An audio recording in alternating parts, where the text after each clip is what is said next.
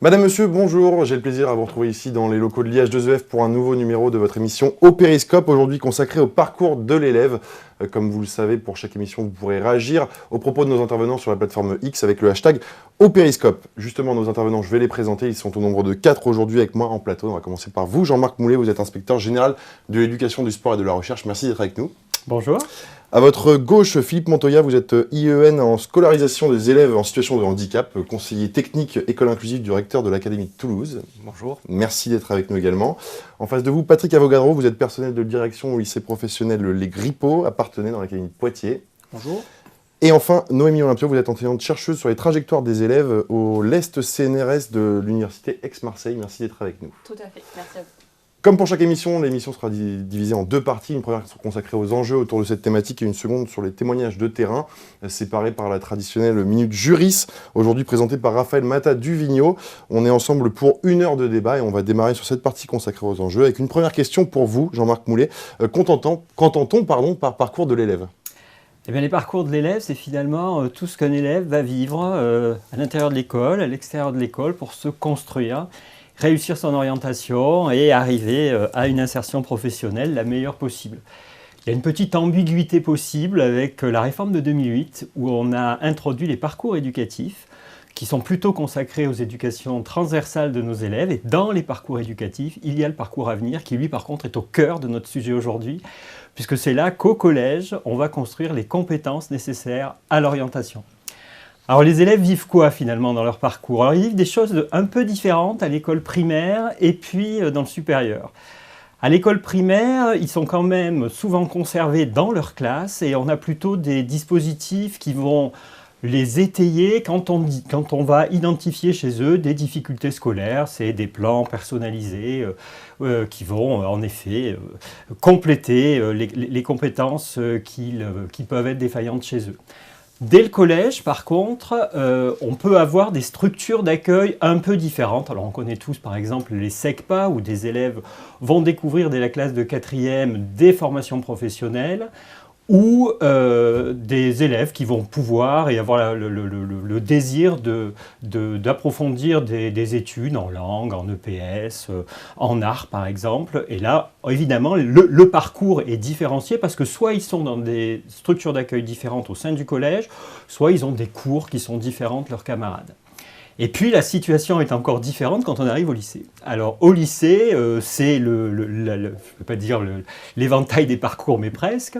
Au lycée professionnel, parce que les élèves vont avoir à choisir leur avenir professionnel assez rapidement finalement, avec quand même 2 réformes qui permettent de faciliter ces parcours. Une première qui est les secondes qui sont plus thématiques avec des regroupements de spécialités professionnelles. Un élève va par exemple choisir la beauté bien-être, alors je cite celle-là parce que c'est mon groupe qui le pilote, et après c'est simplement à partir de la première qu'on va choisir entre coiffure, esthétique, cosmétique, etc.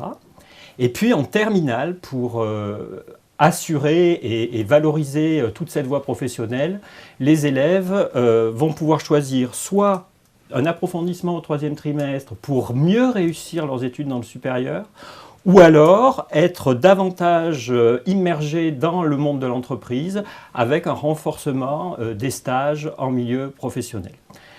Dans le lycée général et technologique, avec la réforme, alors c'est la multiplication des possibles avec, on le sait tous, des choix maintenant de disciplines qui sont beaucoup plus larges, des couplages qui sont beaucoup plus larges que ce qui existait auparavant.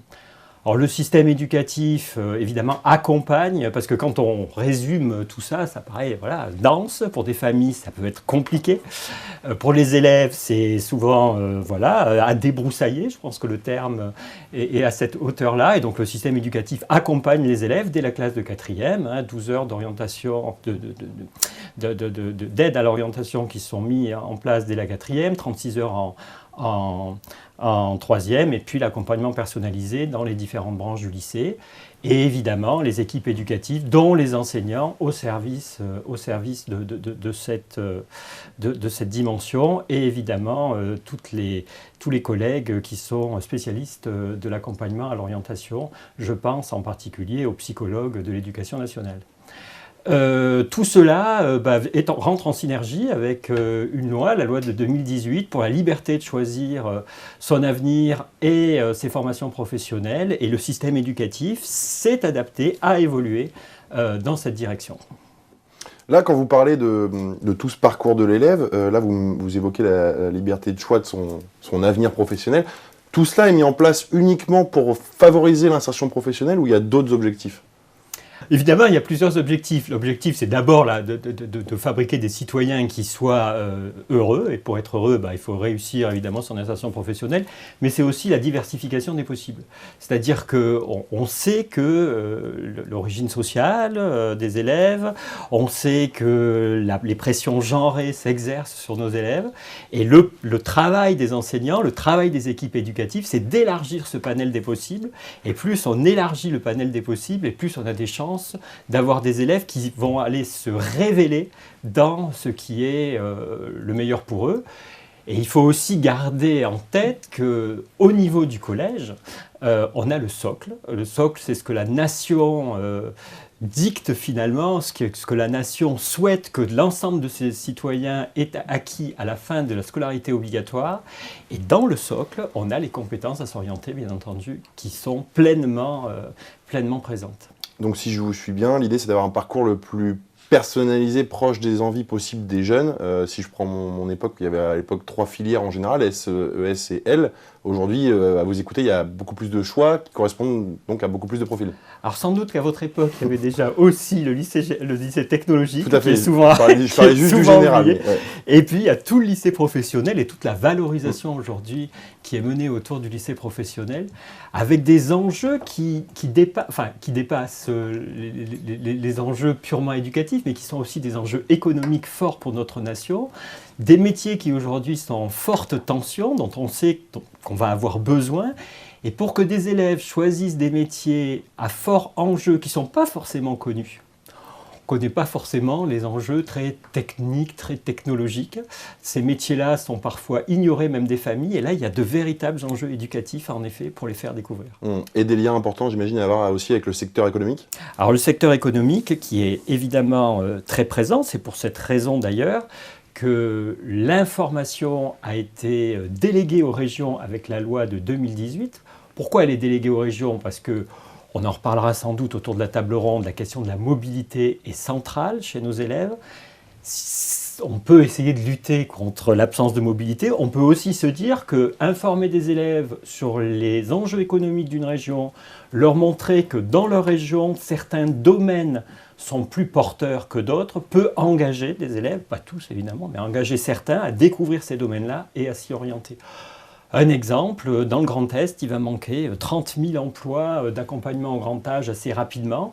Je ne suis pas bien certain que les élèves connaissent ces enjeux-là. Par exemple, pour citer un seul exemple, il y en a bien d'autres, mais celui-là, par exemple, est assez méconnu. On y reviendra tout à l'heure dans la partie table ronde, en effet, sur les liens que vous pouvez avoir avec le système économique. Madame Olympio, quelle est aujourd'hui la position de la recherche sur cette idée de parcours de l'élève ? Alors, je ne sais pas si je vais présenter quelque chose d'exhaustif, mais en tout cas, moi, quand on me parle de parcours par rapport aux recherches que j'ai pu mener avec certains collègues, cette notion de parcours, elle renvoie aux périodes charnières de l'élève, c'est-à-dire soit des formes d'aménagement précoce de la trajectoire, par exemple, on en a parlé, l'enseignement adapté, ça en fait partie, les PAI, etc., soit au premier palier d'orientation, c'est-à-dire dans notre système éducatif, la 3e et la classe de seconde. Donc, on a quand même une spécificité dans notre système éducatif, c'est que la France porte quand même un projet social et politique fort, c'est-à-dire un rythme de progression uniforme, avec une idée de tronc commun au moins jusqu'à l'âge de 15 ans, dans cette fameuse idée du socle. Pour autant, au-delà de cette volonté d'uniformité, il existe un certain nombre de limites. En tout cas, on sait que le système est parsemé d'éléments d'inégalité. On va en parler, je pense, tout au long de la table ronde. Notamment ce qu'on appelle le déterminisme scolaire et social des trajectoires. On sait par exemple que pour notre système éducatif, la performance scolaire en fin de primaire, c'est un très bon prédicteur de ce que vous allez faire de votre champ des possibles dans 10 ans, dans 15 ans, voire même vos possibilités de formation continue. On sait par ailleurs que l'orientation est assez socialement marquée, c'est-à-dire que à performance scolaire donnée, vous prenez 2 individus qui ont le même niveau de performance scolaire, vous avez plus de chances de faire un bac général et des études supérieures quand vos 2 parents sont diplômés de l'enseignement supérieur. Ça, ce sont les statistiques. Notamment, en matière de statistiques, ce qui est intéressant en matière de parcours, c'est regarder un peu ce que produit la DEP, la Direction de l'évaluation de la prospective et de la performance, et notamment le panel d'élèves de la DEP. Donc le dernier, c'est DEP 2007, où en fait, vous avez un échantillon représentatif d'élèves au départ du panel de 35 000 élèves environ, qui sont suivis année après année, donc dans leur trajectoire de collège, puis de lycée, puis dans l'enseignement supérieur, même dans l'insertion professionnelle avec le dispositif EVA Entrée dans la vie adulte. Et donc ce panel-là permet de un petit peu mesurer le degré de déterminisme scolaire et social des trajectoires.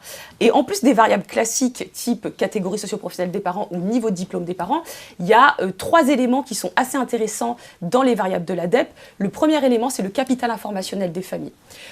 On sait qu'au-delà de la catégorie socio-professionnelle, il y a des parents qui ont un capital informationnel plus important que d'autres. Par exemple, quand on regarde la variable en début de 6e, qu'est-ce que vous souhaitez pour votre enfant? Il y a des parents qui répondent « je ne sais pas ». Et parmi les parents qui répondent « je ne sais pas », vous avez une surreprésentation des parents qui n'ont pas de diplôme, voire des niveaux de diplôme faibles. Donc le capital informationnel à la base. La deuxième chose, c'est le niveau d'aspiration des familles, puisque les parents peuvent se prononcer dès l'entrée en 6e. Moi, je voudrais pour mon enfant des études supérieures, etc.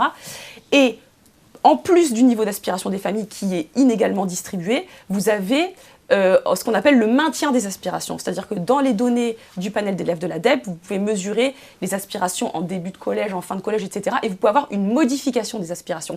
Et pour certains élèves, vous observez ce qu'on appelle un phénomène de refroidissement des aspirations, c'est-à-dire que des parents pouvaient déclarer « moi ce que je veux absolument c'est des études longues, un bac général, etc. » et déclarer finalement en fin de collège « non, finalement ce que je veux pour mon enfant c'est un bac professionnel ». Ce qui est intéressant dans ce phénomène de refroidissement des aspirations, c'est que ce n'est pas forcément expliqué par une baisse de la performance scolaire, c'est-à-dire pouvoir une performance scolaire qui est stable, mais pour autant un phénomène de refroidissement des aspirations. Ce qui est très intéressant, c'est que pour d'autres catégories de familles, vous avez un maintien des niveaux d'aspiration assez élevés, y compris quand la performance scolaire chute un petit peu.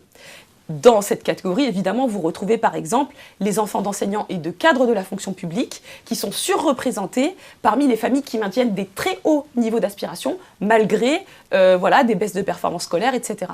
Donc ça, c'est une deuxième forme d'inégalité. Le capital informationnel, le niveau d'aspiration et le maintien du niveau des aspirations. Ce qui est intéressant dans la notion de refroidissement des aspirations, c'est que ça vient questionner quand même la dimension choisie de l'orientation. Parce qu'en bout de ligne, si on observe le fait que les gamins de tel établissement ont tous choisi, par exemple, d'aller dans telle filière du lycée professionnel, il convient de se demander, à la base, est-ce qu'on peut mettre ça en regard du niveau des aspirations en début de collège? Et est-ce qu'il y a eu un phénomène de refroidissement, possiblement de la part des équipes éducatives, etc. Parfois au prétexte que peut-être que pour certains enfants de certains environnements, la marche est trop haute et qu'il faut une étape intermédiaire. Mais en tout cas, on sait que ça, c'est inégalement distribué. Là, on parle donc, de ça peut être un vecteur refroidissement d'inégalité. Chez les parents ou chez les enfants? Alors, ce qui est difficile dans les données, et puis même dans la manière dont le système éducatif est construit, c'est que les vœux d'orientation, c'est les vœux d'orientation de la famille. Et effectivement, ça passe sous silence les éventuelles tensions qui peuvent exister au sein des familles entre le vœu de l'enfant et le vœu de la famille. En l'état, dans les données, dans la statistique publique, ce qu'on a, c'est les vœux des familles. Donc on n'a pas trop idée, en tout cas, on n'a pas trop de stats généralisables à l'échelle du pays pour dire voilà. Mais voilà, on a les vœux des familles. Et on sait que déjà en termes de vœux des familles, il y a des choses qui sont inégalement distribuées. Et le dernier élément qui est intéressant dans les données de la DEP, c'est qu'on a une variable qui concerne la représentation de l'utilité des diplômes. Et ça, c'est également très inégalement réparti, c'est-à-dire qu'il y a des parents qui peuvent répondre à cette question-là, les diplômes, ça ne sert à rien. Moi, je pense qu'un CAP, ça sera amplement suffisant pour bien réussir sa vie. Et il y a des personnes qui disent, moi, c'est un master ou rien du tout, quoi. Et donc, cette catégorie de personnes qui vont répondre à un master ou rien du tout, c'est très fortement corrélé au niveau d'aspiration des parents. Et derrière, ce qui peut être problématique ou pas, c'est que c'est très fortement corrélé à la résilience scolaire. C'est-à-dire que les parents qui ont une idée très ambitieuses de l'utilité des diplômes sont des parents qui vont sans arrêt se battre contre certains verdicts scolaires, verdicts du conseil de classe, etc., pour ensuite négocier des choses. Donc ça, c'est aussi un vecteur d'inégalité qui est important de questionner, en plus des variables classiques, catégorie socio-professionnelle des parents et niveau de diplôme des parents. Et justement, sur cette question de l'utilité des diplômes, est-ce que vous avez le cas aussi de personnes qui se disent finalement, le CAP, il sert plus que le master? Alors oui, mais c'est une certaine représentation du monde et qui est corrélée quelque part avec votre catégorie socio-professionnelle et votre propre niveau de diplôme. Oui, et les objectifs, enfin voilà, c'est corrélé à tout le projet aussi qui est fait pour l'enfant finalement. Tout à fait, tout à fait. Mais ce qui est intéressant, juste sur par exemple, si on prend juste les trajectoires des jeunes de lycée pro, sur par exemple les poursuites CAP, Bac Pro, oui. on sait que si vos parents ont une représentation de l'utilité des diplômes de l'ordre de le bac, ça me paraît être le minimum pour bien gagner sa vie, ben vous avez une probabilité de poursuite d'études qui est beaucoup plus importante que les enfants qui seraient par exemple de très bons élèves en CAP à qui on proposerait un Bac Pro, mais qui ne poursuivraient pas en Bac Pro. Et au regard de tout ce que vous dites depuis tout à l'heure, là aujourd'hui on a un tronc commun qui est jusqu'à 15 ans, est-ce qu'on peut s'attendre plus tard, pourquoi pas, à un recul de cet âge, enfin plutôt un avancement de cet âge, avec un tronc commun qui ferait plus que jusqu'à 13 ans, vu que les parcours évoluent, enfin les envies de parcours évoluent? Alors, formellement, on se verrait mal revoir notre modèle de tronc commun qui nous est envié notamment par ce qu'on appelle les modèles de la sélection précoce, donc qui nous est enlevé notamment par l'Allemagne, par la Suisse, etc., qui viennent régulièrement voir comment fonctionne notre collège unique, etc. Donc on voit mal comment est-ce qu'on pourrait revenir derrière 100 ans d'histoire autour de la massification du secondaire, du collège unique, etc. Pour autant, on sait que le système est parsemé d'éléments d'aménagement au sein du collège qui fonctionnent un peu comme des espèces de dépendance au sentier. C'est-à-dire qu'à partir du moment où vous êtes en SECPA, vous avez une probabilité d'accéder au bac général qui est très faible, qui est beaucoup plus faible que la moyenne. Donc en fait, on sait que ces éléments de sélection précoce, ils viennent rendre les trajectoires souvent peu réversibles et en tout cas souvent socialement marquées. Dernière question, avant de passer à notre table ronde, vous parliez de capital informationnel tout à l'heure. Comment il se constitue ce capital? Comment les parents le constituent? Alors, le capital informationnel, c'est une question assez complexe.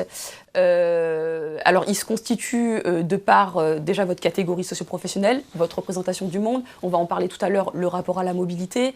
Est-ce que, par exemple, j'effectue un travail dans un rayon de 10 km ou est-ce que, en tant que père, j'ai l'habitude d'effectuer des migrations vers la région parisienne, etc. Donc, à partir de là, vous avez un rapport à la mobilité qui va être différent et un rapport à l'accès à l'information qui va être différent. Dans le capital informationnel aussi, vous avez ce qu'on appelle les stratégies éducatives des parents. Et dans les stratégies éducatives des parents, vous avez des stratégies éducatives qu'on pourrait qualifier de efficaces, dans le sens où les personnes sont plutôt initiées du système, c'est-à-dire qu'elles savent lire entre les lignes, par exemple, des programmes. Elles savent lire, ah, attention, là c'est telle option, mais telle option avec telle mention, etc. Donc, elles sont plus en capacité de mettre en œuvre des stratégies éducatives heureuses, on va dire. Les familles d'origine populaire ont aussi des stratégies éducatives, mais qui, parfois, peuvent être moins opérantes parce que cette lecture assez fine qui est actuellement absolument nécessaire, par exemple, je pense à la gestion de Parcoursup, etc., elle est plus compliquée à mettre en œuvre. Très bien, merci à vous deux en tout cas pour ces propos introductifs. On va pouvoir dérouler tout cela dans notre seconde partie qui va être consacrée au format table ronde et au témoignage de terrain. Mais avant cela, on va découvrir en images la Minute Juriste qui est présentée aujourd'hui par Raphaël Matta-Duvigneau.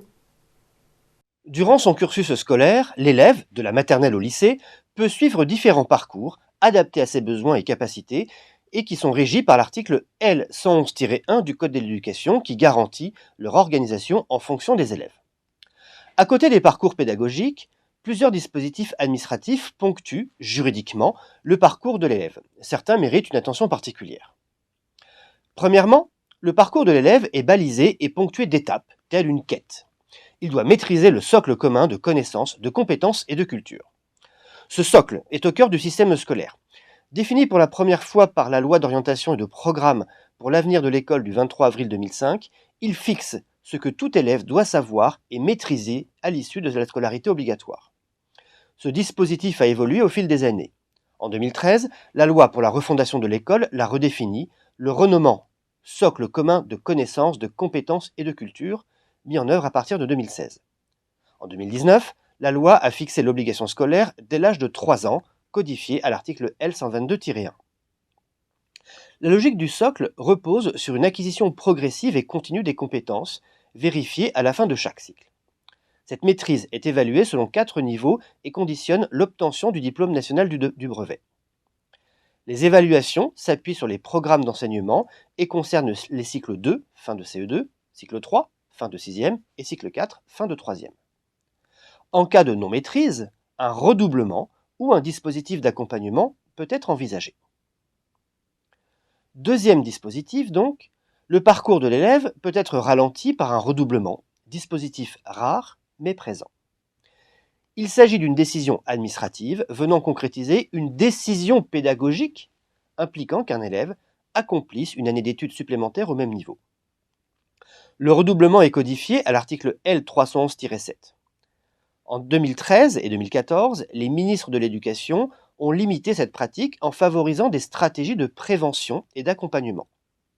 Le Conseil d'État avait d'ailleurs rappelé que ces dispositions se bornaient à préciser le caractère exceptionnel du redoublement sans le rendre impossible. En 2018, un nouveau décret a maintenu son caractère exceptionnel tout en précisant qu'il pouvait être utilisé face à des difficultés importantes d'apprentissage. En maternelle, le redoublement est interdit. Dans le primaire, selon l'article D321-6, les enseignants évaluent périodiquement les élèves et informent les parents. Si des difficultés persistent, un accompagnement est proposé. Si celui-ci échoue, le redoublement peut être alors décidé après un dialogue avec les parents. Dans le secondaire, une logique similaire s'applique, comme le précise l'article D331-62. En 2024, un nouveau décret en date du 16 mars a précisé les conditions d'accompagnement des élèves en difficulté et les modalités de redoublement, incluant un programme personnalisé de réussite éducative. La décision de redoublement fait toujours l'objet d'un dialogue préalable avec les familles. Lorsqu'il s'agit d'élèves en situation de handicap, la décision est prise après consultation de l'inspecteur de l'Éducation nationale. Enfin, les parents disposent toujours de la possibilité de contester la décision de redoublement devant une commission départementale d'appel, dans le cadre de l'article D321-8, et, a posteriori, le cas échéant, devant le tribunal administratif. Troisième dispositif, l'élève peut se retrouver, durant son parcours, à la croisée des chemins. L'orientation scolaire est décisive. Selon l'article D331-23, les décisions d'orientation sont encadrées par des voies d'orientation définies strictement par arrêté ministériel, incluant les voies générales, technologiques et professionnelles, ainsi que certaines classes spécifiques, comme les sections internationales, à l'exclusion notamment des options ou de tout autre dispositif pédagogique spécifique. Ce processus progressif est régi par les articles L331-7 et D331-31 du Code d'éducation et implique un dialogue entre les familles et les équipes pédagogiques. Le conseil de classe émet des propositions. Si elles correspondent aux demandes des familles, le chef d'établissement valide. En cas de divergence, une concertation est organisée et le chef d'établissement prend ensuite sa décision. Cette dernière doit être motivée, surtout si elle est contraire à l'avis de la famille, et le chef d'établissement doit notifier l'existence d'un recours administratif préalable obligatoire. Si un recours est formé, il est transmis à une commission d'appel académique qui va statuer sur la demande.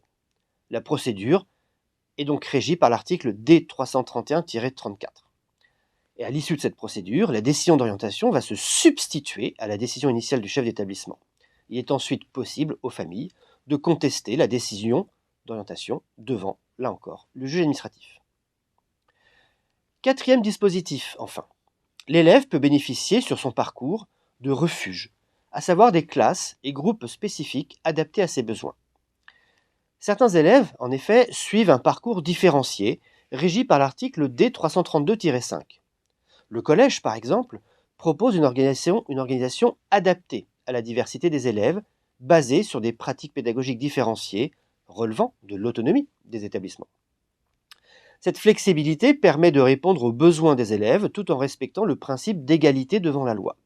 C'est la raison pour laquelle, juridiquement, il n'est pas interdit d'instaurer des sections réservées aux élèves qui connaissent des difficultés graves et durables, comme le prévoit notamment l'article D332-7 pour les SECPA, lesquels illustrent bien cette adaptabilité. Nous pouvons également évoquer les ULIS, dispositifs permettant, en application de l'article L112-1, la scolarité d'élèves en situation de handicap au sein d'un établissement scolaire. Par ailleurs, sans vouloir entrer dans les polémiques actuelles sur les classes de besoins, juridiquement, les différences de besoins des élèves peuvent être regardées comme des différences objectives de situation, de sorte qu'une différence de traitement opérée en fonction de ces besoins ne méconnaît pas le principe d'égalité devant la loi ou devant le service public de l'éducation. Ce dispositif, bien que débattu, voire parfois combattu, témoigne en réalité de la volonté de placer l'élève au centre du système éducatif, comme le prévoit la loi d'orientation de 1989. En conclusion, le système scolaire français, encadré par des dispositifs juridiques précis, offre un accompagnement adapté aux besoins des élèves.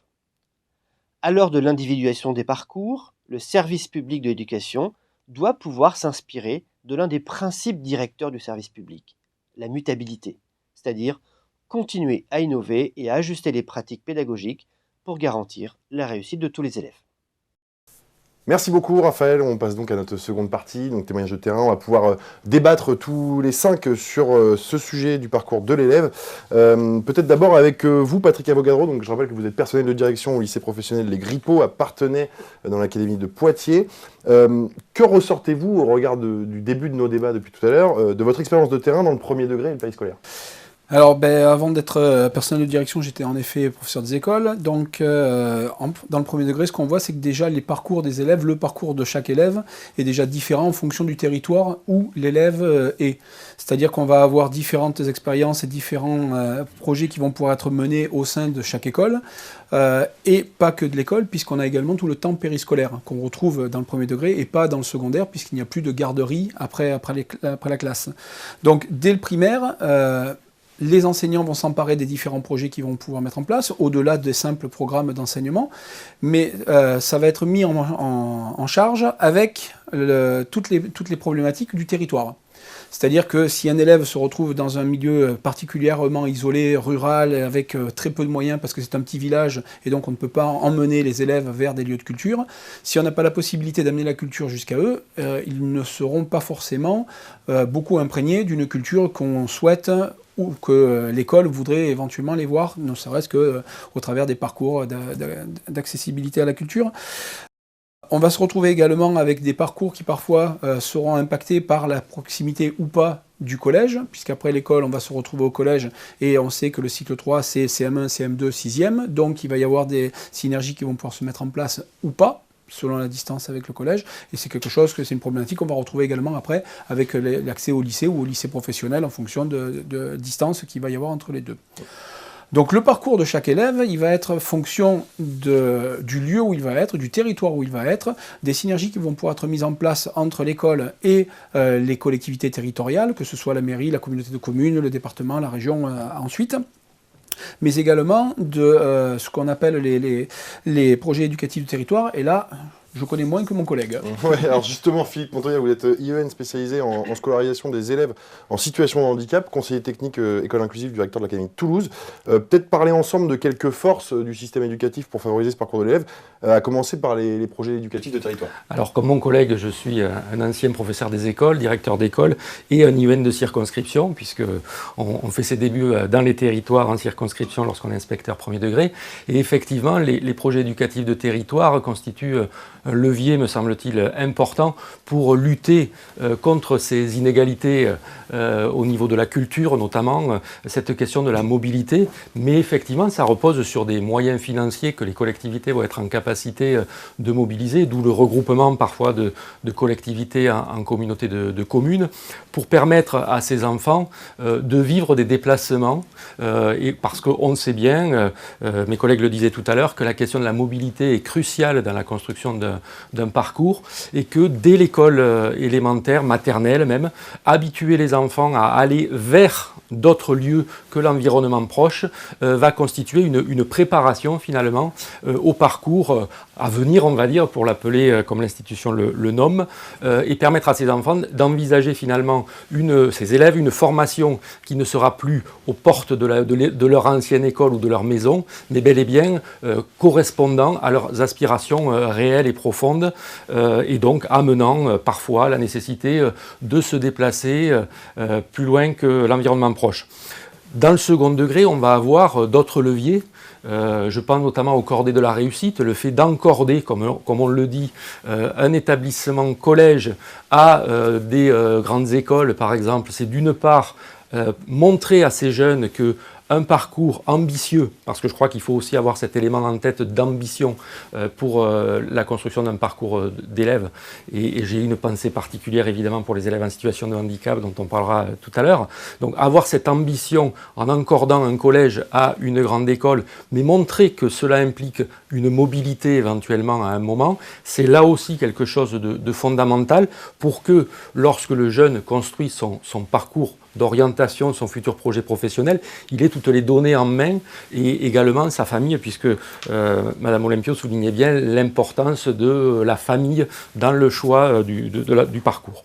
Et puis on a aussi, parce que qui dit mobilité dit parfois forte mobilité, on a les internats d'excellence, donc ces dispositifs aussi qui permettent de lever l'obstacle de la distance trop importante et éviter un mouvement pendulaire école, lieu de formation trop important et qui serait préjudiciable finalement pour l'élève dans sa journée et dans l'organisation de son temps plus particulièrement.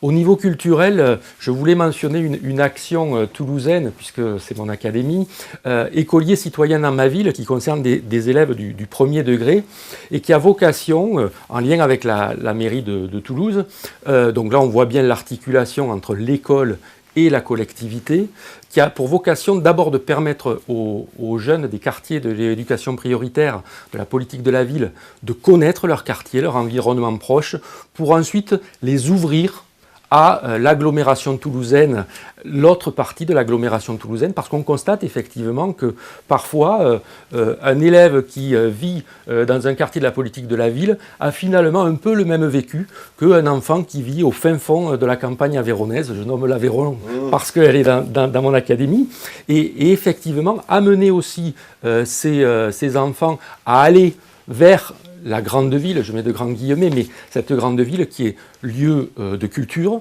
mais qui est aussi lieu de formation universitaire, c'est important, et donc ça se prépare, et c'est par le biais de ces actions que l'on va permettre aux enfants d'apprivoiser, je dirais, leur déplacement et un environnement qui pourrait a priori être inquiétant pour eux. Là, on revient à un enjeu de mobilité, mais d'une autre forme. Exactement. Jean-Marc Mouly, peut-être élargir le spectre, on va passer sur peut-être des forces nationales des réformes actuelles. Je crois que vous aviez un exemple à nous partager. Oui, je crois que pour aller dans le sens de ce que dit Philippe, la mise en place des CMQ, des campus des métiers d'excellence, porte aussi cette ambition de favoriser la mobilité tout en ayant un lien très fort avec l'économie finalement des territoires. Alors qu'est-ce que c'est que ces CMQ ? Finalement, c'est un regroupement, un réseau qui va depuis des lycées qui ont des formations professionnelles, qui peuvent être du CAP, du Bac Pro, du BTS, qui va aussi mettre en lien des chercheurs dans des domaines d'activité, qui va mettre évidemment en lien les collectivités territoriales, puisqu'elles évidemment mettent en œuvre et aident des entreprises sur leur territoire, et en particulier des entreprises à fort plus-value. Et ces campus des métiers d'excellence qu'on a beaucoup rencontrés avec la mission dans laquelle j'ai fait partie, enfin où j'ai contribué l'année dernière à faire un rapport, produisent de nombreuses ressources en direction des collèges. C'est-à-dire qu'à la fois des ressources attendues, c'est-à-dire une information un peu formelle sur ces métiers, mais aussi ça peut être des jeux, ça peut être des plateformes numériques, ça peut être parfois à l'accueil. On a eu un entretien très intéressant avec un CMQ qui a mis en place un serious game au sein même d'une structure de transport routier. Et donc les élèves investissent ces lieux, découvrent la diversité des métiers, parce que pour un élève finalement, quand il regarde un domaine d'activité, routier par exemple, ils vont voir le monsieur qui conduit le camion ou la dame qui conduit le camion au mieux, s'ils n'ont pas de déterminisme trop genré. Mais en réalité, évidemment, on sait tous que c'est pas ce qui se passe. Il y a une diversité de métiers qui vont accompagner cette activité professionnelle. Et donc, c'est une véritable force, ces CMQ sur le territoire, qui sont à la fois, bien entendu, sur le territoire métropolitain, mais sur le territoire ultramarin et sur les territoires ultramarins également. Merci Jean-Marc Moulet. Noémie Olympio, une question sur les enjeux liés au territoire. Quels sont-ils et à quoi sont-ils liés ? Alors, on vient de l'évoquer là à ce stade, les enjeux liés au territoire, c'est des enjeux liés aux inégalités sociales et aux inégalités spatiales, qui peuvent se combiner, ces deux formes d'inégalités. Les inégalités spatiales, c'est lié à la diversité de l'offre éducative, et c'est un petit peu le phénomène de... on en parlait à la pause déjeuner, dans certains lycées pro, quand on demande aux élèves pourquoi est-ce que vous êtes là, finalement ils répondent tout simplement parce que c'est l'offre éducative la plus proche de chez moi. Les sociologues parlent depuis 15-20 ans maintenant de l'orientation en fonction des lignes de bus par exemple.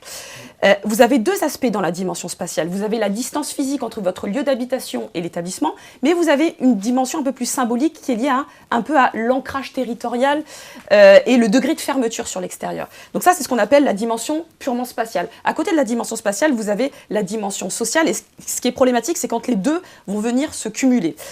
Dans la dimension sociale, vous retrouvez les inégalités, on en a parlé, dans le rapport à la mobilité. Donc on sait par exemple que le niveau de diplôme de vos parents, c'est un très bon prédicteur de votre rapport à la mobilité.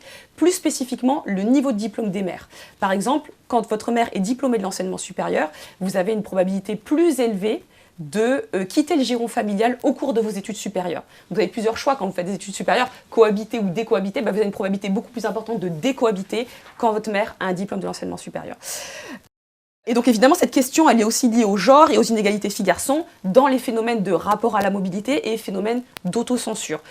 On en a parlé, il y a des dispositifs qui visent justement à limiter ce phénomène d'autocensure et à élever le niveau d'aspiration scolaire et professionnelle des populations, on dira, à risque, donc de l'éducation prioritaire, d'environnements socio-culturels défavorisés, des filles également.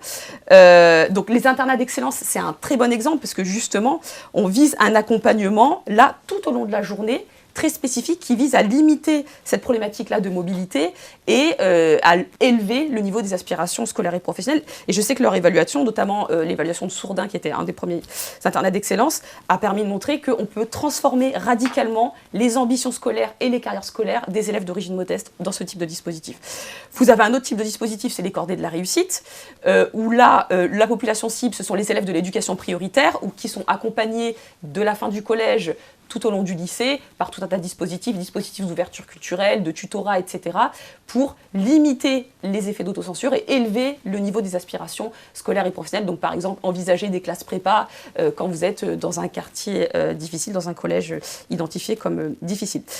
La difficulté de la mise en œuvre de ces dispositifs, c'est qu'on voit la montée en puissance de la notion de l'élève méritant, c'est l'élève volontaire, c'est l'élève motivé. C'est le public cible pour les deux dispositifs, pour les internats d'excellence et pour les cordées de la réussite. La difficulté, c'est que derrière cette notion d'élève méritant, motivé ou volontaire, on voit s'immiscer une forme de rhétorique néolibérale autour de la responsabilité individuelle des choix scolaires. Donc on va parler de formation tout au long de la vie, mais en amont d'orientation tout au long de la vie, etc. Et finalement, on dira aux individus, vous aviez la possibilité de rentrer dans un dispositif, vous n'êtes pas rentré dans le dispositif. Alors que, dans mes recherches, je me suis intéressée au non-recours. Il y a des jeunes qui ne se positionnent pas forcément dans les dispositifs parce qu'ils n'y voient pas l'intérêt immédiat. Donc il y a un travail fin d'explicitation de l'intérêt de ces dispositifs plutôt que de pointer du doigt la responsabilité individuelle, notamment des personnes qui sont dans des environnements qu'on pourrait qualifier d'un petit peu moins favorables pour les aspirations scolaires et professionnelles. Jean-Marc Moulet, comment on peut plus globalement gommer ces différentes discriminations selon vous ? Alors, la mission que j'évoquais tout à l'heure, qui était autour de la découverte des métiers au collège, qui a été souhaitée par le président de la République, c'est-à-dire anticiper cette découverte des métiers dès la classe de 5e, nous a permis de rencontrer un certain nombre de chercheurs et tous nous disent qu'à 8 ans, le déterminisme genré qui vient d'être évoqué, le déterminisme social, c'est-à-dire finalement ces interdits. Un élève qui va s'interdire d'imaginer qu'il peut, malgré ses capacités, malgré la maîtrise qu'il a des compétences, qui va s'interdire de s'orienter vers des études ambitieuses, par exemple. Et donc tous ces chercheurs nous disent en effet c'est 8 ans. Et la mission avait aussi comme objet de regarder un petit peu ce qui se passait à l'international. Et les pays anglo-saxons commencent très tôt cette découverte des métiers, c'est-à-dire que parfois dès l'école, très tôt dans l'école primaire, les élèves vont être invités à des séances où Sous la forme de jeu, essentiellement, on va jouer au jeu de monsieur, madame. Donc voilà, ils doivent découvrir le métier qu'exerce une personne, ou alors il va y avoir le carnaval des métiers qui va être organisé. Ce qui permet d'avoir une approche ludique des métiers et donc d'amener les élèves à se dire que non, finalement, il y a des possibles et que ces possibles, ils ne les imaginent pas. Alors on a découvert évidemment au cours de cette mission des tas d'actions qui sont menées par nos collègues professeurs au collège, parfois dès la classe de 6e. Et en effet, plus ces expériences sont menées tôt et plus elles ont de chances, en effet, de gommer ce qui vient d'être décrit. Je peux peut-être donner quelques exemples. Alors, puisqu'on parlait tout à l'heure, c'est toi qui disais finalement le lien qui existait entre les lignes de trajet en bus et l'orientation des élèves. On a rencontré une équipe pédagogique dans l'académie de Reims qui fait travailler les élèves de 6e sous la forme d'un défi. C'est-à-dire que les élèves organisent une visite pour leurs camarades. Et pour organiser cette visite, eh bien, ils ont la possibilité de les amener en bus où ils le souhaitent dans la ville. Et donc, ils organisent ces déplacements.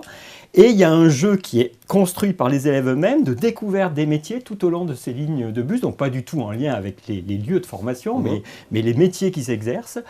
Ce qui permet d'avoir un double objectif, découvrir des métiers encore plus tôt que ce que l'on souhaite, puisque là c'est dès la 6e, mais donc les chercheurs nous disent que tant mieux, puisqu'il faut commencer plus tôt, mais aussi qui permettent d'apprendre cette mobilité. Parce que c'est un point essentiel, apprendre la mobilité jeune à nos élèves. Voilà, on n'a jamais pris le bus. Moi, j'ai été professeur dans un établissement d'éducation prioritaire pendant 8 ans. Et il est vrai que quand on faisait la sortie géologique en 4e, les élèves découvraient la grande ville de Lille qui était à 17 km. Ils ne l'avaient jamais vue. Donc, dire à ces élèves-là à l'époque, vous allez en lycée professionnel à Lille, c'était juste inenvisageable. Mais inenvisageable, c'est même parce qu'ils ne l'avaient jamais fait. Si en effet, très tôt, on amène ces élèves-là, eh bien, on étend l'éventail des possibles. Et je crois que la distinction qu'il faut faire et qui est essentielle, c'est qu'on ne veut pas préorienter les élèves. Le malentendu, il est là. Faire découvrir les métiers tôt, c'est pas préorienter, c'est au contraire élargir l'éventail des possibles. Et on sait que élargir l'éventail des possibles, c'est lutter contre ces discriminations.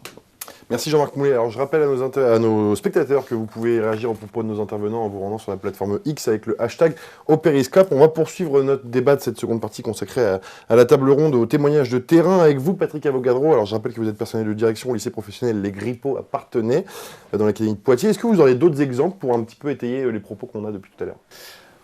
Quand on parle en effet d'élargir l'éventail des possibilités pour les élèves, c'est quelque chose qui s'organise maintenant dans la plupart des collèges, je pense. C'est par exemple de faire découvrir les métiers des parents d'élèves qui viennent présenter leur métier. Souvent, c'est ce qu'on fait sur les classes de 5e, puisqu'en effet, là, ça rentrerait dans le parcours à venir. Et c'est-à-dire qu'en 5e, on va préparer quelque chose qui sera relativement facile pour les élèves, c'est de voir un petit peu les différents métiers. En 4e, on va ensuite proposer la possibilité de faire une immersion de la classe dans une entreprise. Et là, ils vont visiter toute l'entreprise avec, c'est ce que vous disiez tout à l'heure l'un et l'autre, la possibilité de voir non pas juste le routier dans son camion, mais la secrétaire qui est à côté, le mécanicien qui s'occupe, le logisticien qui va s'occuper de remplir la marchandise, et ainsi de suite.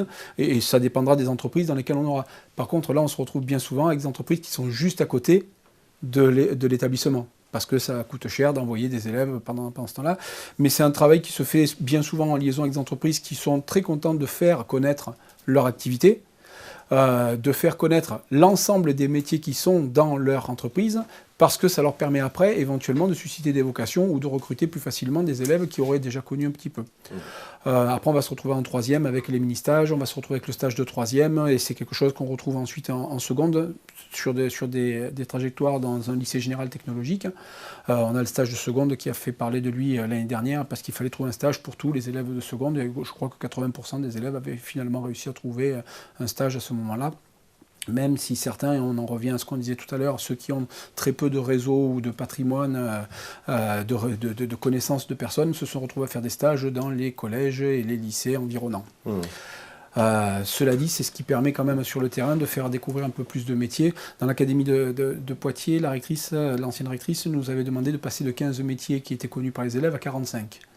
Et en effet, là, je te rejoins, c'est pas de les préorienter, c'est de leur dire, parmi 45 métiers, est-ce qu'il y en a un qui vous plaît plus, au lieu de dire parmi 15 métiers, dont celui de papa et de maman, lequel vous voulez. Alors on va y revenir justement à la découverte des métiers, mais juste avant ça, on a un peu abordé les différentes difficultés, freins qui se présentent sur ce sujet du parcours de l'élève. On peut aussi évoquer le sujet de l'inclusion que vous avez touché du doigt tout à l'heure, Philippe Montoya.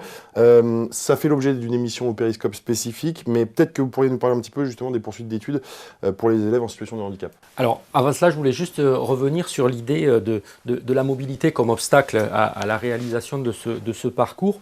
Et les élèves en situation de handicap, justement, sont encore plus confrontés à cette difficulté-là en raison parfois de certaines rigidités mentales, de difficultés à se repérer dans le temps, dans l'espace.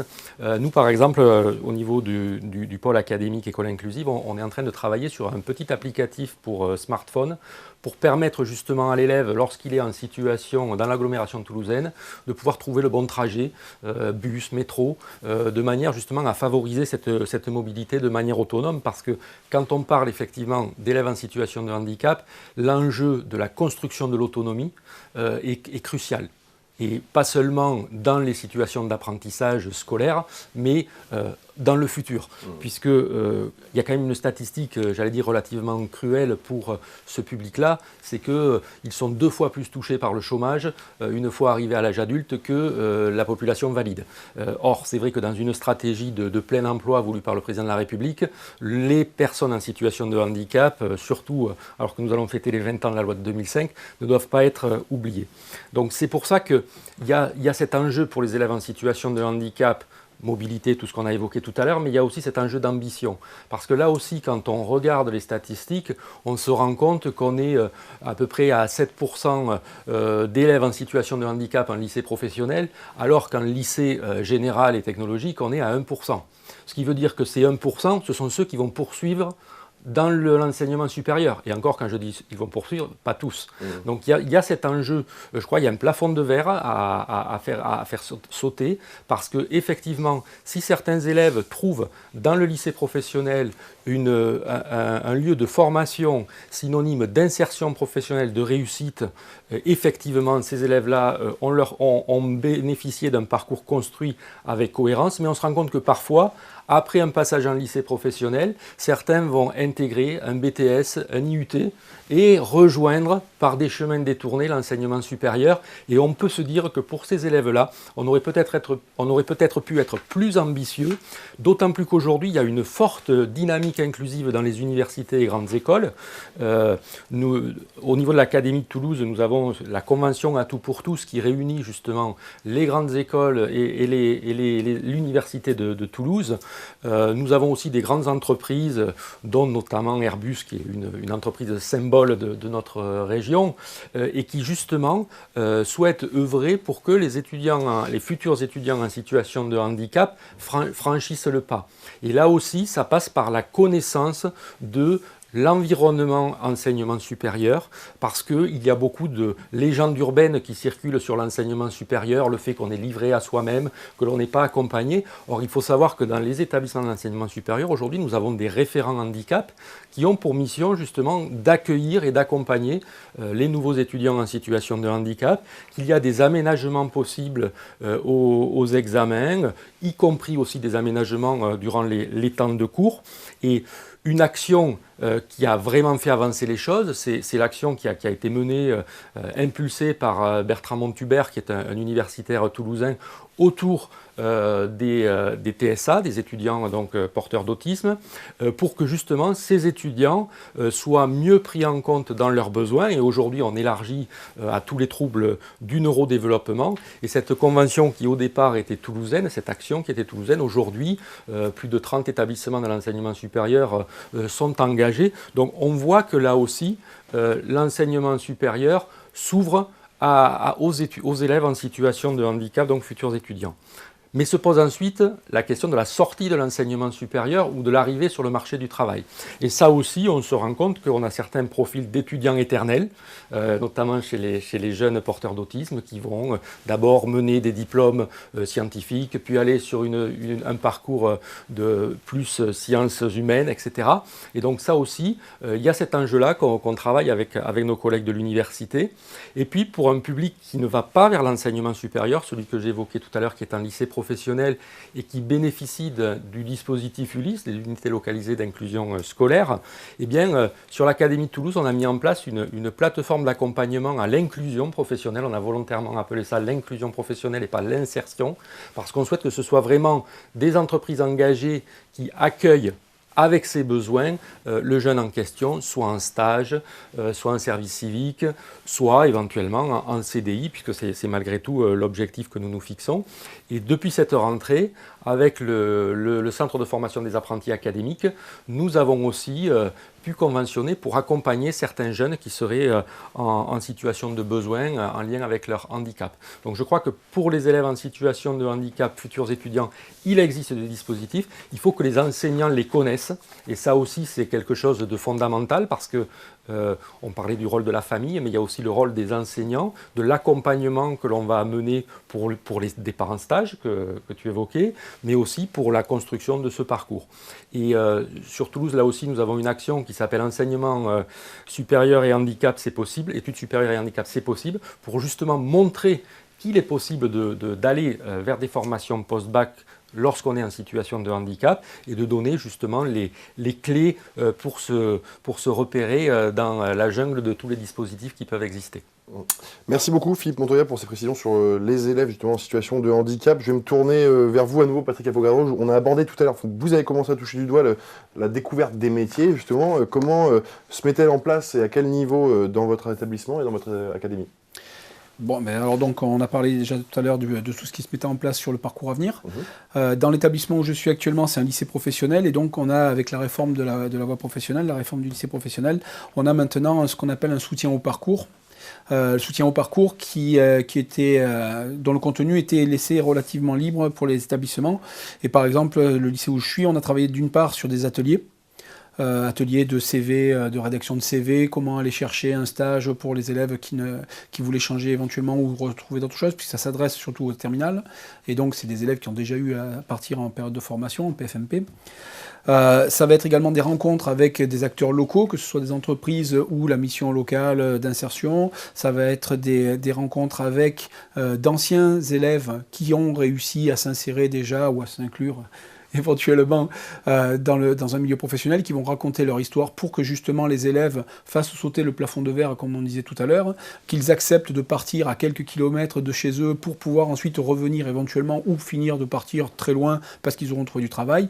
On a une section hôtellerie-restauration. On a des élèves qui maintenant sont placés pendant leur stage dans des palaces, que ce soit en France ou à l'étranger. On profite à ce moment-là de l'accréditation Erasmus pour envoyer nos élèves à Malaga ou à Malte. Comme ça, ils travaillent en plus l'anglais. Ils sont connus. Et un Français qui fait de la restauration dans un pays étranger, en général, c'est quand même bien vu. Donc, on profite de ça pour que des élèves qui, a priori, avaient choisi ça, parfois parce que c'est pas très loin, ou parce que je suis pas bon, ou quoi, se rendent compte qu'un Français, il peut très bien réussir, et notamment dans des domaines qui semblent pour nous relativement simples, mais qui au final montrent quand même l'excellence française. Et c'est quelque chose que nous on essaye de faire dans le lycée où je suis, c'est de montrer toute l'excellence des élèves qui arrivent chez nous. C'est une formule que j'emprunte là à une publication qui a été faite sur l'EPS, et ce qu'on veut, c'est que les élèves soient champions d'eux-mêmes, qui donnent le meilleur d'eux-mêmes. Le meilleur du voisin, on s'en fiche. Ce qui nous intéresse, c'est qu'ils soient les meilleurs pour eux.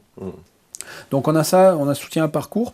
On a le parcours dit en Y, le parcours différencié en fin d'année, donc à partir de la fin du mois de mai, où pendant les 6 dernières semaines, les élèves de lycée professionnel, de terminale en lycée professionnel, vont choisir en amont s'ils veulent partir sur un stage de professionnalisation, le but étant éventuellement après de trouver un emploi directement, ou de faire un parcours de poursuite d'études. Et là, à nouveau, le contenu a été mis à la disposition des professeurs, on en a discuté avec eux, et de manière collégiale, on a déterminé qu'on allait avoir à nouveau des ateliers pour du job dating, ou bien pour savoir comment lire un contrat de location, si jamais on devient étudiant, qu'on n'est pas logé en cité universitaire, mais qu'il faut à ce moment-là louer un logement, et ainsi de suite. Donc, faire en sorte que les élèves, et là je te rejoins, soient le plus accompagnés possible avant d'entrer dans des études supérieures et ne pas être lâchés dans la nature. Parce qu'on sait que c'est une des causes qui fait que les études universitaires sont ratées lorsqu'on est tout seul dans son coin, après avoir passé 15 ans à être coucouné dans un collège, dans une école, et ainsi de suite. Et chez les parents. Et chez les parents. Mais les parents, en général, quand les enfants vont à l'université, bizarrement, les parents font un peu plus à manger.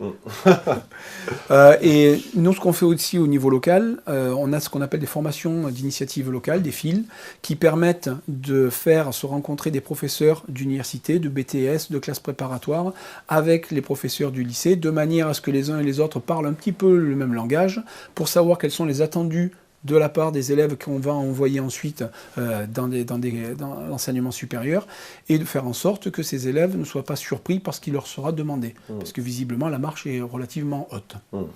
Donc voilà ce qu'on a au niveau local, ce qu'on prépare quand même.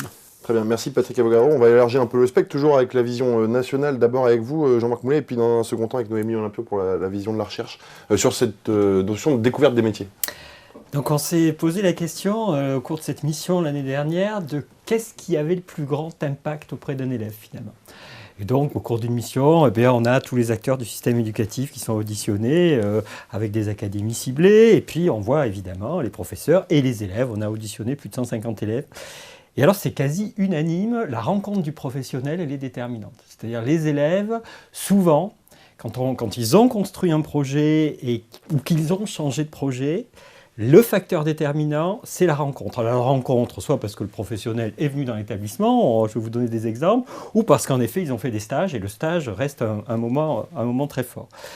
Mais avant ça, je vais vous raconter, enfin, vous rapporter un échange qu'on a eu avec une équipe de recherche. Donc, 30 000 élèves qui sont suivis sur un palier d'orientation. Donc, une étude robuste menée en 2018. Les travaux sont publiés l'année dernière au mois de février.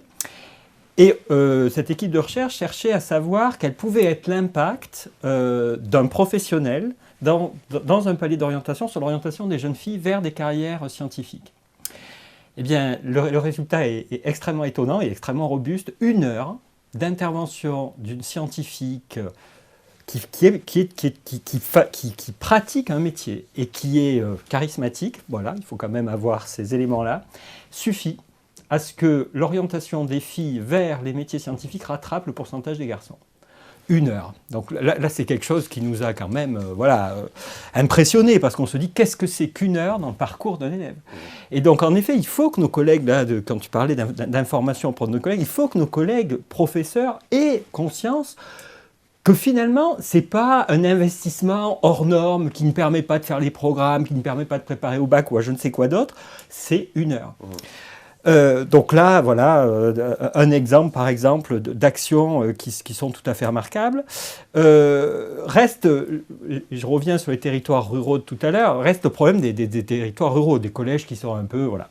Alors on a rencontré des équipes assez formidables qui organisent par exemple des forums et qui arrivent 1 fois tous les 2 ans à avoir pendant une journée plus de 45 métiers représentés dans le collège.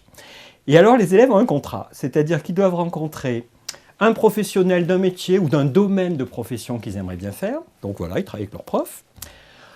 Un métier, oui, bon, pourquoi pas, et un métier surtout pas. Et donc c'était très intéressant d'observer finalement, d'avoir ce que les professeurs nous rapportaient de ces expériences-là, et après d'interroger les élèves sur ce qu'ils avaient vécu. Et on voit des retournements de situation, c'est-à-dire des élèves qui nous disent « mais moi j'étais persuadé de vouloir faire ça, et puis quand j'ai discuté avec le professionnel, je me suis rendu compte, non, pas du tout, parce qu'il fallait se lever à 5 h du matin, parce que c'était pas mon truc, parce que ceci, parce que cela. » Et d'autres au contraire qui se sont dit « mais moi j'ai découvert un domaine professionnel, et finalement je vais aller peut-être vers ce domaine professionnel, et d'ailleurs je vais profiter de mon stage pour aller voir ce qui s'y passe. » Donc je pense qu'après, évidemment, chaque équipe pédagogique va s'adapter à son territoire. On ne va peut-être pas mener du tout les mêmes actions, ce que je racontais tout à l'heure, parce qu'on a une ville et parce qu'on a un transport en commun et qu'en effet, on a une possibilité d'action pédagogique tout à fait particulière, ou parce que on est très ruraux et que dans ce cas-là, en effet, on va tout faire pour que les élèves aient quand même des contacts avec ces professionnels. Et puis peut-être un dernier exemple, parce qu'il était très beau, une équipe pédagogique dans une éducation prioritaire.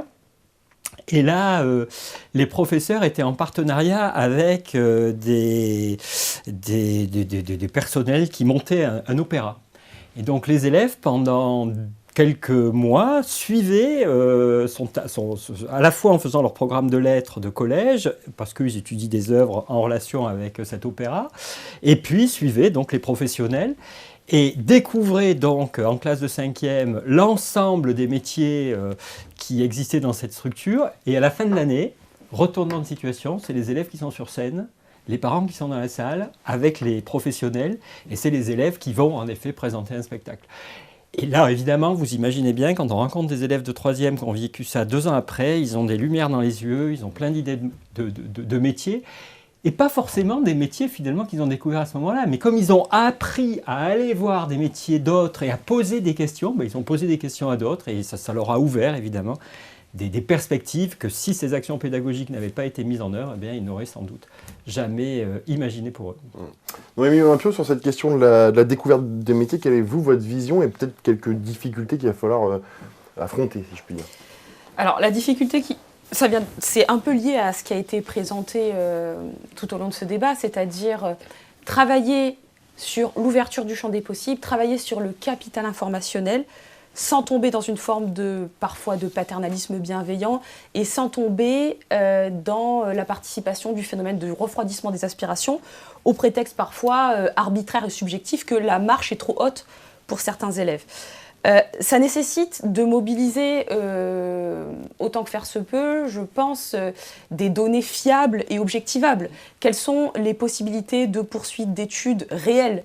Quels sont les taux d'employabilité de telle filière de la voie professionnelle à horizon 1 an, 2 ans, 3 ans, au niveau national, au niveau local, quelles sont les possibilités de mobilité professionnelle? Les familles ont besoin de toutes ces informations pour faire des choix éclairés et il nous faut des données fiables, locales mais aussi nationales, tout en sachant qu'on sait que X% des métiers de demain sont encore méconnus actuellement.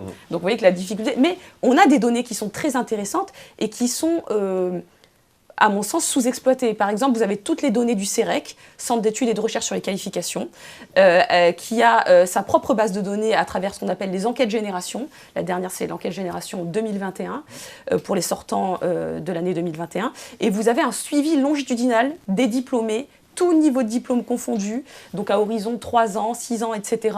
Et là, vous pouvez avoir des données quantifiées, objectivables, qui sont intéressantes à mobiliser dans le cadre de ce qu'on appelle un choix éclairé en matière d'orientation. Donc je recommande vivement tous les travaux du CEREQ pour justement avoir une idée des filières qui actuellement ont tel taux d'insertion, etc.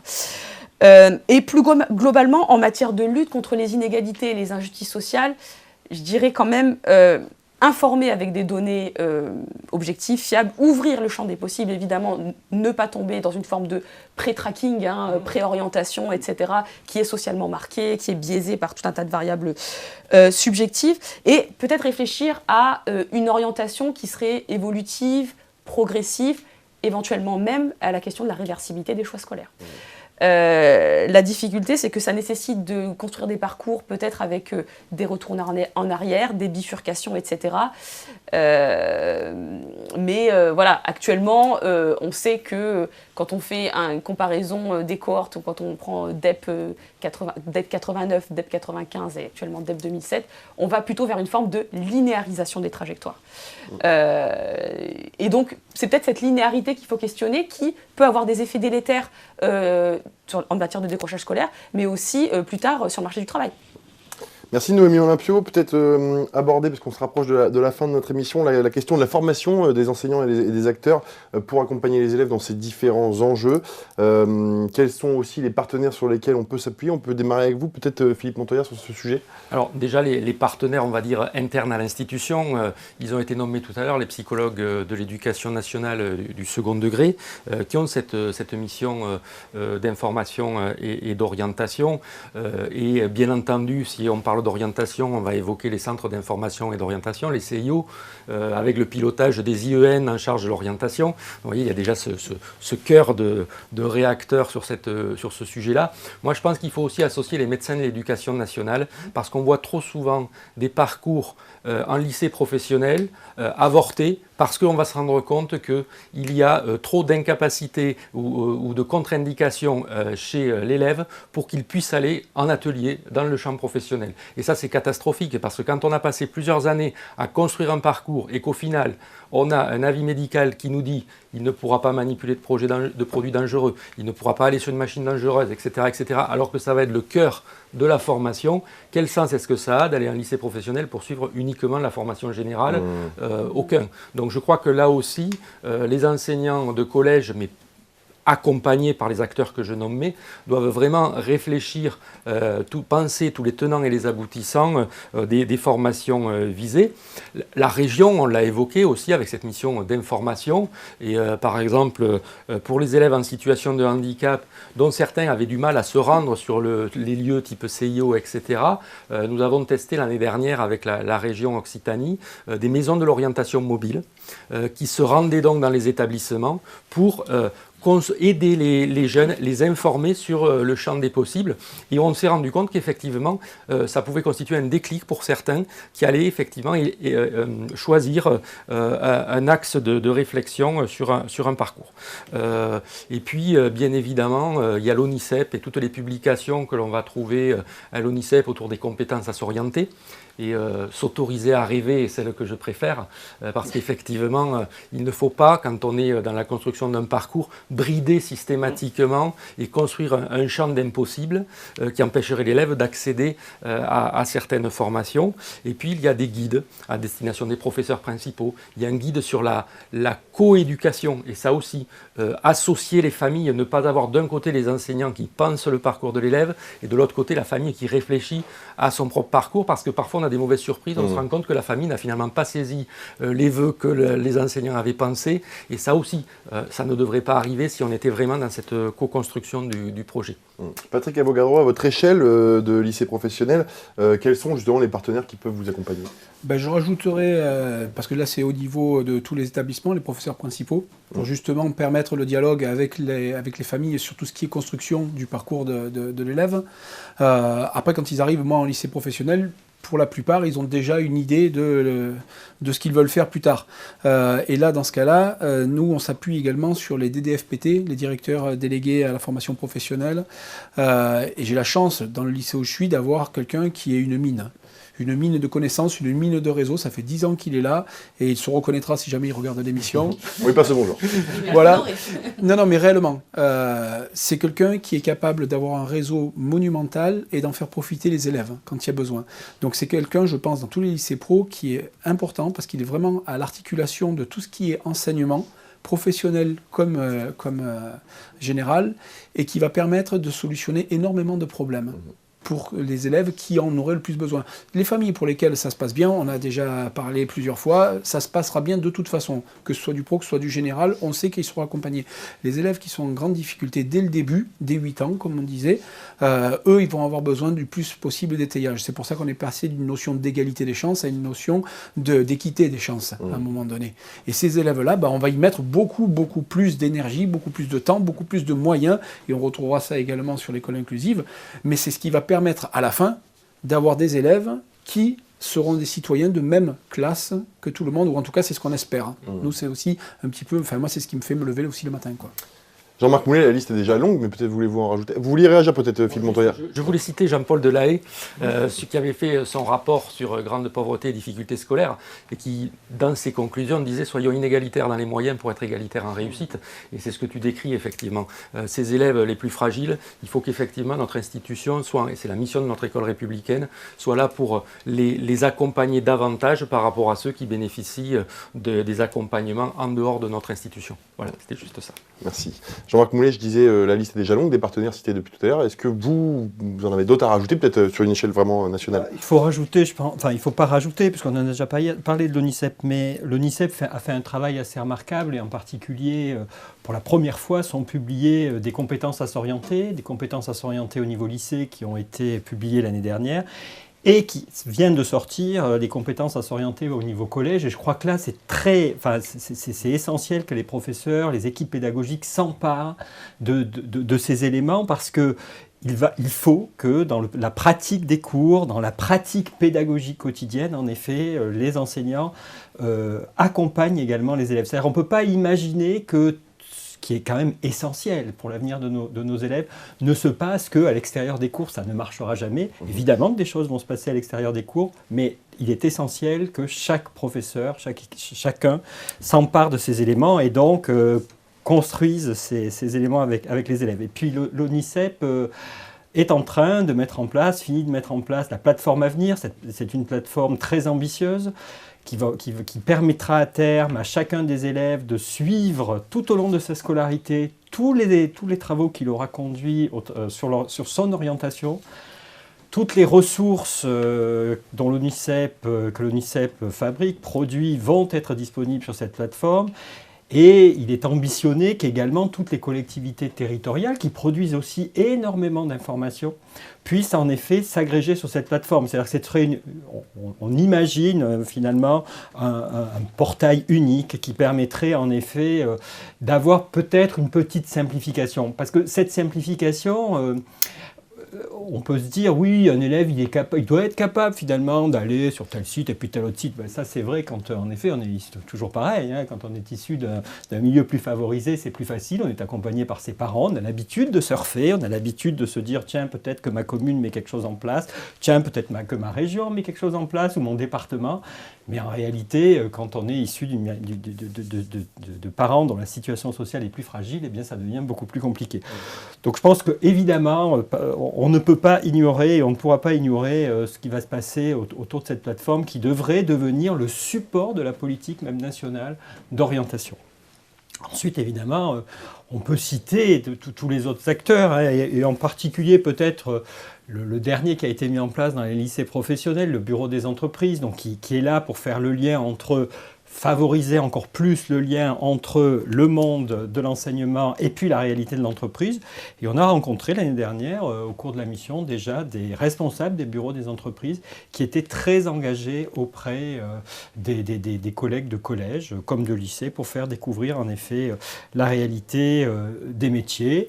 On a le réseau associatif qui est très très dense. Il y a beaucoup d'associations qui interviennent.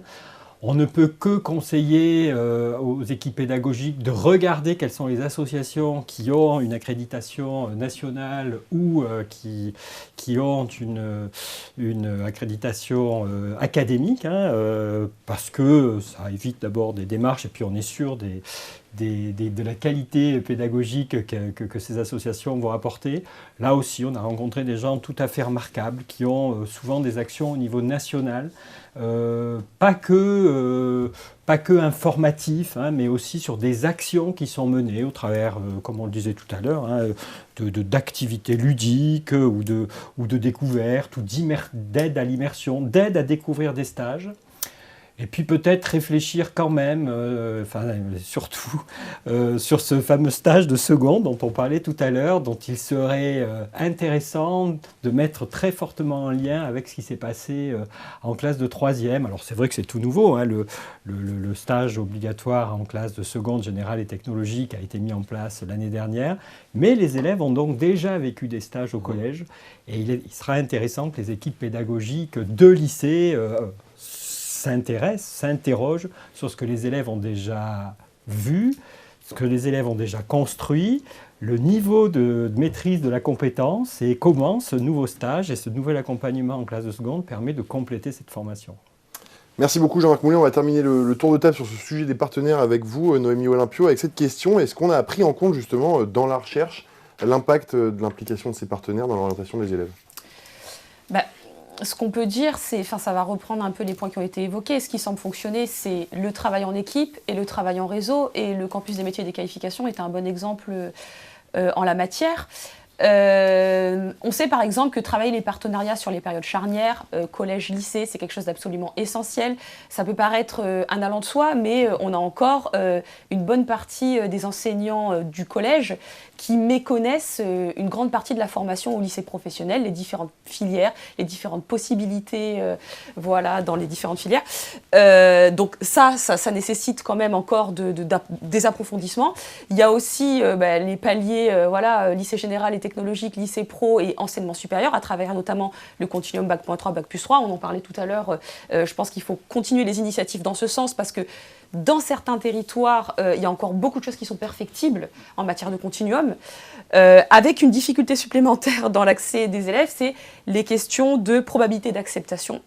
C'est-à-dire qu'on sait actuellement, ce que montrent les recherches, c'est que la gestion algorithmique et un peu bureaucratique, ça va alimenter un peu les comportements d'autocensure chez les élèves. C'est-à-dire qu'on nous parle de liberté de choisir, on nous parle de champ des possibles, etc. Mais d'un autre côté, la gestion algorithmique, ça invite à un choix acceptable, réaliste, qui a des probabilités de succès. Et donc, ça invite les élèves les plus fragiles à faire des choix extrêmement prudents. Et donc là, on ne contrecarre pas du tout le phénomène d'autocensure, au contraire, on l'alimente. Donc ça peut venir saper le travail d'accompagnement qui est fait auprès des familles et des élèves. Donc peut-être aider en explicitant davantage des stratégies à mettre en œuvre, etc., pour les personnes, encore une fois, qui sont les moins accompagnées et les moins, on va dire, en capacité de décoder, en fait, les attendus implicites. Merci beaucoup Noémie Olympio et merci à vous quatre. On arrive à la fin de cette heure de débat. Merci d'avoir participé à cette émission, en tout cas sur le parcours de l'élève. Je vais vous laisser le mot de la fin, Jean-Marc Moulet, peut-être avec une ouverture. Que peut-on retenir de cette heure de débat et qu'est-ce qui reste à faire et qu'est-ce qui reste à construire ? Je crois qu'on peut retenir déjà que notre système éducatif, à chacune de ses évolutions, tend à faciliter ces parcours, à mieux les accompagner et finalement à aider toutes les familles les plus fragiles à ce que les enfants de ces familles-là, en effet, atteignent le meilleur d'eux-mêmes pour se réaliser le mieux possible dans leur future vie professionnelle. On peut se dire aussi que finalement, il ne faut pas avoir non plus qu'un seul objectif de se dire voilà, c'est cette insertion professionnelle. On a dit tout à l'heure que les métiers de demain ne sont pas tous connus. On sait que dans leur vie professionnelle, nos élèves changeront de métier. Et peut-être que là aussi, il y a une formation à apporter et une plasticité. Et on sait aussi que plus le niveau de formation est élevé, et plus c'est facile. Plus c'est facile de passer d'un métier à l'autre, même d'une fonction au sein d'une entreprise à une autre. Dans une autre mission que j'ai menée il y a quelques années, les industriels d'abord reconnaissaient la qualité de la formation initiale qu'on apportait à nos élèves, mais disaient que ce n'était pas si simple finalement d'accompagner la mobilité au sein d'une entreprise. Et donc là aussi, il y a des compétences à construire. Et puis, je crois qu'il ne faut pas oublier que quand on rate finalement cette orientation, cet accompagnement, on risque d'avoir des élèves qui deviennent décrocheurs. C'est un sujet d'importance dans notre système éducatif. Et je crois que si on doit réfléchir de nouveau au parcours de l'élève, peut-être que cet angle de vue sur les décrocheurs et la façon dont le système éducatif arrive aujourd'hui à les limiter, à les suivre, à les récupérer, pourrait faire l'objet aussi d'une belle table ronde. Eh bien, on y réfléchira pour la programmation de la saison 2025-2026 de l'émission Périscope. Merci d'avoir été avec nous, Jean-Marc Moulet. Je rappelle, vous êtes inspecteur général de l'éducation, du sport et de la recherche. Avec nous également aujourd'hui, nous avions Philippe Montoya, IEN, spécialisé dans la scolarisation des élèves en situation de handicap, conseiller technique, école inclusive du recteur de l'Académie de Toulouse. Merci d'avoir été avec nous. Merci également Patrick Avogadro d'avoir été avec nous, personnel de direction au lycée professionnel Les Grippots, à Parthenay, dans l'Académie de Poitiers. Et enfin, merci Noémie Olympio, enseignante-chercheuse sur la trajectoire des élèves au LEST CNRS de l'Université Aix-Marseille. Merci d'avoir été avec nous, merci à tous les quatre. Avant de se quitter, on va forcément découvrir la Minute Bibli. Elle vous est présentée par Sylvaine Paul, c'est le point ressources. Merci Marc-Antoine, voilà encore une émission passionnante et éclairante. Merci chers invités. Je vais être bref pour cette Minute Bibli, mais vous trouverez une sélection plus complète sur la page de l'émission. Je vous propose une sélection d'abord de rapports de l'inspection générale, tous publiés sur le site education.gouv.fr. Je vous présente quand même celui-ci, celui qui concerne la découverte des métiers au collège. Il date de mai 2024 et il a été rédigé par Jean-Marc Moulet, Dominique Catoire et Sacha Kannenbach. Monsieur Moulet, présent sur le plateau, vient d'ailleurs de l'évoquer. Il y est question d'analyse de pratiques pédagogiques de la 5e à la 3e et de recommandations sur, je cite, autour de 3 grandes problématiques, le pilotage national et l'explicitation de la politique mise en œuvre, le pilotage à l'échelle des établissements et l'accompagnement des équipes, et enfin, la mise en visibilité et la structuration des nombreuses ressources disponibles. À présent, quelques articles et travaux de Madame Olympio, également présente aujourd'hui avec nous. Parmi ceux qui figurent dans la sélection, voici un article qui s'intitule « Orientation en lycée professionnel, aspiration et liberté de choix ». Il est publié dans l'ouvrage « L'orientation scolaire, choisir ou s'adapter » qui fait partie de la collection des entretiens Ferdinand Buisson et paru aux éditions de l'ENS, ENS Éditions, en 2024. Un autre article que Noémie Olympio a écrit dans les cahiers pédagogiques en 2024, et plus exactement dans le numéro 594. Le capital social et culturel, un facteur déterminant. Il s'agit du numéro 594, comme je vous le disais, des cahiers pédagogiques. Son article sera à lire pages 28 et 29. Je vous en propose d'autres avec la page de l'émission. Évidemment, on ne saurait aborder la question de l'orientation et du parcours des élèves sans s'attarder sur le site de l'ONICEP et découvrir à cette occasion la plateforme Avenir qui vient d'être publiée et qui propose des ressources qui peuvent être personnalisées dans l'espace personnel que les élèves peuvent ouvrir. Voici pour cette rapide minute Bibli. Je vous remercie de votre fidélité. Je vous rappelle que vous pouvez retrouver toutes les émissions passées sur la page au Périscope sur le site de l'IH2EF. Je vous donne rendez-vous quant à moi pour notre prochaine émission le 8 avril, pour cette fois-ci aborder la santé mentale des jeunes au Périscope. Marc-Antoine, chers invités, c'est à vous et encore un grand merci. Merci beaucoup Sylvaine, l'heure pour moi de vous remercier, chers téléspectateurs, de nous avoir suivis une nouvelle fois sur YouTube ou sur le site de l'IH2EF pour assister à cette émission du Périscope. Vous pourrez réagir aux propos de nos intervenants sur la plateforme X avec le hashtag au Périscope. On se retrouve le 8 avril prochain pour une nouvelle émission consacrée à la santé mentale. D'ici là, je vous souhaite une belle journée et à très bientôt.